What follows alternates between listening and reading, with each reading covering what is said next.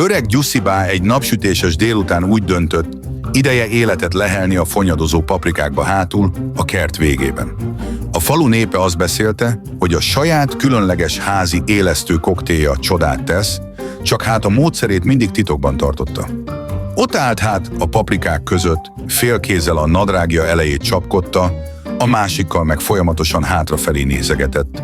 Ránézésre úgy tűnt, mintha valami, mondjuk úgy, nem éppen kerti tevékenységet űzne. Gyerünk már, ébredj föl, drága barátom! Verte össze-vissza, hogy magához térjen, de a zászlaját valahogy sehogy sem tudta életre kelteni. Hiszen már nem olyan fiatal Giuseppe. Nem olyan fit, mint fiatal korában, mikor a felesége Mariska non-stop lovagolt rajta.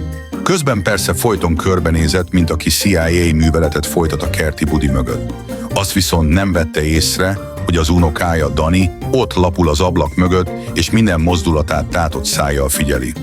Dani szeme kikerekedett. Meg vagy öreg, vered a zászlót a kertben! Kiáltotta volna, de inkább csak suttogva mondta magának, mert annyira ledöbbent, hogy még beszélni is elfelejtett.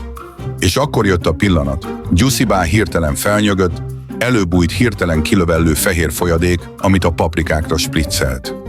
Na tessék, ettől majd észhez térsz, te nyamvat növény, mondta elégedetten. A flakonba is jutott bőven és ráírta: speciális élesztős tejoldat, extra tápanyag paprika alá. Dani csak ült bent, és próbálta feldolgozni a látottakat, de ő közben felvette az egész jelenetet és feltette a netre.